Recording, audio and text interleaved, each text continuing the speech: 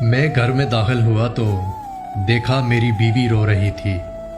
میں نے پوچھا کیا ہوا تو وہ کہنے لگی کہ اس بدبخت نے آج پھر اپنی بیوی کے کہنے پر اپنی ماں کو مارا ہے۔ ہمارے گھر کے سامنے والے گھر میں ایک فیملی رہتی تھی۔ وہ میاں بیوی ہر وقت ماں سے لڑتے رہتے تھے۔ میں نے بیوی سے کہا کہ یہ ان کے گھر کا معاملہ ہے، تم کیوں پریشان ہوتی ہو؟ وہ اس کی ماں ہے، تمہاری ماں نہیں کہ تم رو رہی ہو۔ بیوی بولی آپ کو پتہ ہے اس بوڑھی ماں کو فالج ہے، اٹھنے بیٹھنے کے لیے سہارے کی محتاج ہے۔ بیوی نے رو رو کر اپنی بات پوری کی۔ میں نے انجان بنتے ہوئے کہا کہ پہلے کبھی تم نے نہیں بتایا کہ وہ فالج کی مریض ہے۔ اچھا چھوڑو، ہم کیا کر سکتے ہیں؟ میری بیوی بولی میرا دل کرتا ہے کہ بوڑھی ماں کو اپنے گھر لے آؤں، کچھ دنوں کے لیے ہی صحیح۔ یہ کہہ کر میری بیوی میرے پاؤں میں بیٹھ گئی اور میں انکار نہ کر سکا۔ اگلے دن میں ان کے گھر گیا اور بوڑھی ماں کی بہو سے بات کی کہ میری بیوی قرآن پاک سے فالج کا علاج کرتی ہے، اگر آپ ایک ہفتے کے لیے ماں کو میرے گھر جانے دیں۔ اس کی بہو کے چہرے پر شرمندگی اور حیرت کے ملے جلے آثار نمایاں ہوئے۔ میں نے پھر کہا کہ ہو سکتا ہے 1 مہینہ بھی لگ جائے۔ اس کے چہرے پر مزید خوشی آ گئی۔ وہ مان گئی اور میں ماں کو اپنے گھر لے آیا۔ گھر آ کر ماں کا چہرہ دیکھا تو وہ سفید روئی کا گالا نور کا ایک ڈھیر سا تھا، لاغر کمزور سی، جیسے زمانے بھر کے غم ان کی نورانی جریوں بھرے چہرے پر تحریر ہوں۔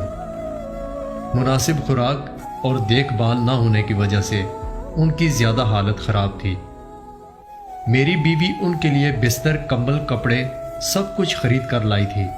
وہ ان کی سگی بیٹیوں کی طرح خدمت کرنے لگی۔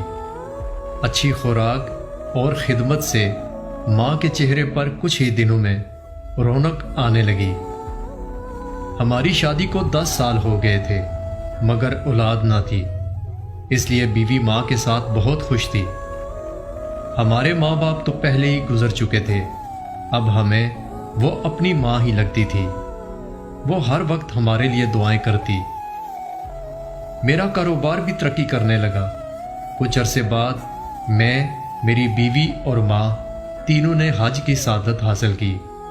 اگلے سال اللہ نے ہمیں ایک پیارا سا بیٹا دیا۔ ہم بہت خوش تھے۔ ماں 9 سال تک ہمارے ساتھ رہی اور پھر اللہ کو پیاری ہو گئی۔ پچھلے دنوں میری بیوی بہت خوش تھی۔ میں نے خوشی کی وجہ پوچھی تو کہنے لگی میں نے ایک خواب دیکھا ہے۔ میں نے دیکھا ہے کہ محشر کا دن ہے، سب حیران پریشان کھڑے ہیں، میں بھی کھڑی ہوں کہ اتنے میں ماں آئی اور میرا ہاتھ پکڑ کر کہنے لگی ادھر آؤ میرے ساتھ، تجھے پل صراط پار کروا دوں۔ میں ان کے ساتھ چلی گئی۔ ہم ایک باغ سے گزرے، پھر بڑا سا میدان آ گیا۔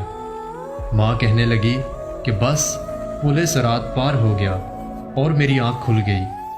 میں نے کہا مبارک ہو، بہت اچھا خواب ہے، مگر تمہیں میرا خیال نہیں آیا۔ چلو خیر، ہمیں بھی کوئی مل ہی جائے گا جو پل صراط پار کروا دے گا۔ بیوی نے دل کی گہرائیوں سے کہا آمین۔